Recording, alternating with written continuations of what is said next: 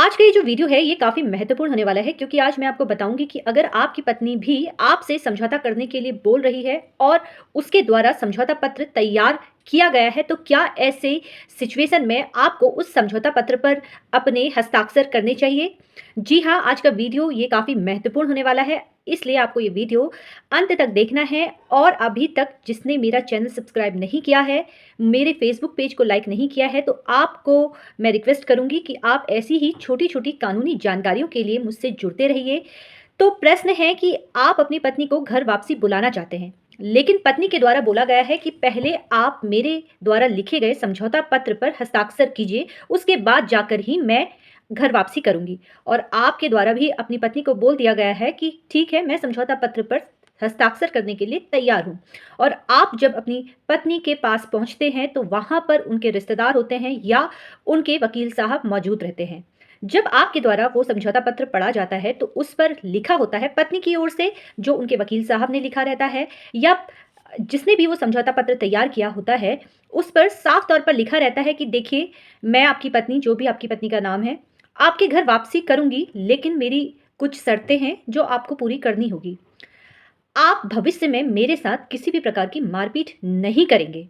आपके द्वारा जितनी भी मेरे बीच में मतभेद है और उस मतभेद के दौरान आपने हमेशा मेरे साथ मारपीट की है, मेरे साथ अभद्र व्यवहार किया है।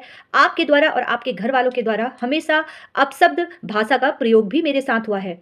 लेकिन मैं घर वापसी करूँगी आपकी, क्योंकि मैं एक बार इस रिश्ते को और मौका देना चाहती हूँ। लेकिन आपको ये वादा करना होगा कि भविष्य में किसी भी प्रकार की मारपीट मेरे साथ नहीं होगी, ना आपके द्वारा की जाएगी और ना ही आपके माता-पिता मेरे साथ कुछ इस तरह की हरकत करेंगे।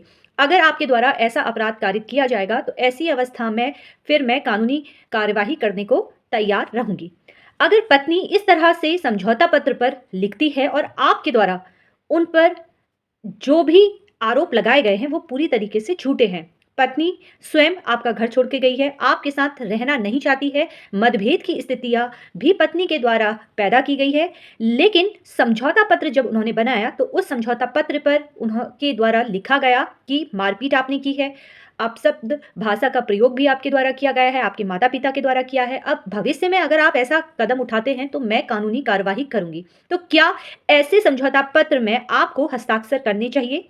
देखिए, इसका सीधा-सा मैं आंसर दूँगी कि अगर पत्नी के द्वारा इस तरह से समझौता पत्र तैयार किया जाता है, तो ऐसी अवस्था में आप किसी के बहकावे में ना आएँ और ऐसे समझौता पत्र पर आपको हस्ताक्षर नहीं करना है। अगर आप इस तरह के समझौता पत्र पर हस्ताक्षर कर देते हैं, तो भविष्य में पत्नी के द्वारा डिमांड और की जाएगी, आप पर वो और अन्य गंभीर आरोप भी लगा सकती हैं।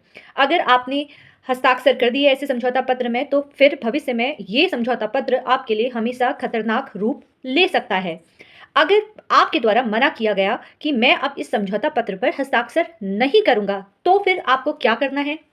देखिए, आप चाहते हैं अपनी पत्नी को अपने घर वापसी रखना और आप चाहते हैं कि एक बार हम फिर से पुनः इस रिश्ते को आगे बढ़ाएँ, सही तरीके से सब मतभेद आपस में भुलाकर फिर दोबारा एक रिश्ते को हमें आगे बढ़ाना चाहिए। लेकिन पत्नी के द्वारा समझौता पत्र इस तरीके से बनाया गया है जिस पर आप हस्ताक्षर करना भी चाहते हैं, लेकिन कहीं न कहीं मन के अंदर एक डर है कि मैं दोबारा कानूनी कार्यवाही में फँस ना जाऊँ। तो ऐसी अवस्था में आप किस तरह से समझौता पत्र बना सकते हैं जिस पर दोनों पक्ष आपस में साइन करें, हस्ताक्षर करें और दोनों एक-दूसरे पर गंभीर आरोप लगाने से बचें। भविष्य में आपके द्वारा, ना आपकी पत्नी के द्वारा ऐसा गंभीर आरोप आप पर पुनः लगाया जा सके। देखिए, समझौता पत्र जब भी आपको बनवाना है या फिर आपकी पत्नी बनवाए, तो उस समय आवेश में आकर आपको तुरंत ऐसा नहीं बोलना है कि मुझे इस तरह के समझौता पत्र पर हस्ताक्षर नहीं करने हैं। इस तरह की बात उनसे ना करें।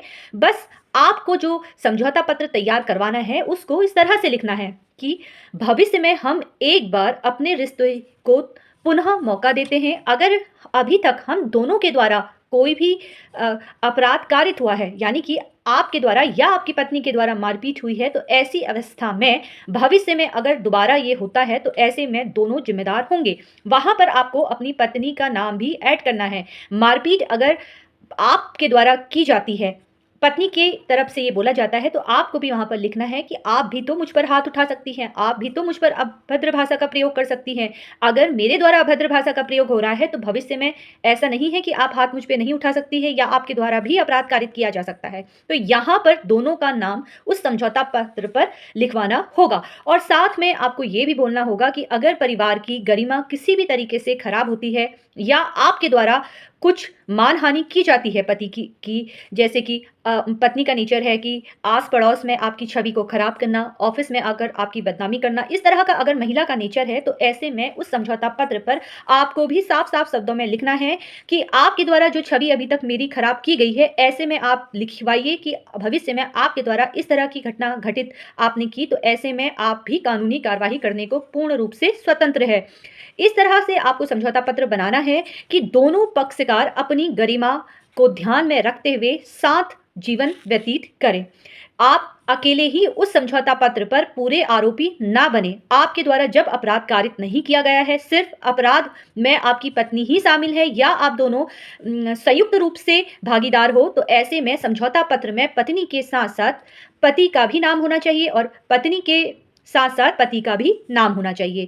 देखिए, जब भी समझौता पत्र बनाएँ तो बहुत ध्यानपूर्वक आपको समझौता पत्र बनवाना है और उस पर साइन भी आपको अपने वकील साहब के समक्ष करने हैं। अगर आप समझौता पत्र बनवाते हैं तो किसी अच्छे वकील साहब की इसमें एडवाइस ले सकते हैं और उनके समक्ष आपको अगर समझौता पत्र में साइन करें तो काफ़ी सही रहता है। लेकिन अगर आपने अपने मन से एक नोटरी पेपर पर आपके और आपके परिवार वालों की तरफ से और महिला के परिवार वालों की तरफ से स्वयं ही समझौता पत्र बनाकर उस पर साइन कर देते हैं, हस्ताक्षर कर देते हैं, तो ऐसी अवस्था में हो सकता है कि आने वाले समय में आप बुरा फँस सके। इसलिए समझौता पत्र जब भी बनाएँ तो किसी अच्छे वकील साहब की राय अवश्य लें और समझौता हमेशा कोर्ट के द्वारा ही करवाएँ, मीडिएशन का रास्ता चुनें और मीडिएटर जो भी हैं उनके समक्ष आप सही तरीके से अपने जीवन की शुरुआत कर सकते हैं। ध्यान रखिएगा कि समझौता पत्र पूरा पढ़कर, सही तरीके से पढ़कर, एक-एक लाइन अच्छे से पढ़कर ही समझौता पत्र पर आपको हस्ताक्षर करने हैं। जल्दबाजी में आकर समझौता पत्र पर साइन ना करें, अन्यथा हो सकता है कि भविष्य में दोबारा इस तरह की स्थिति उत्पन्न हो जाए और फिर से आपको थाने न्याय के लिए कोर्ट कचहरी आना पड़े। ऐसी ही छोटी-छोटी कानूनी जानकारियों के लिए आप लोग मुझसे जुड़ते रहिए। अगर आपको ये वीडियो पसंद आया हो तो इसको लाइक, शेयर और कमेंट करना ना भूलें। ऐसी ही छोटी-छोटी जानकारियों के लिए मुझसे जुड़ते रहिए। धन्यवाद।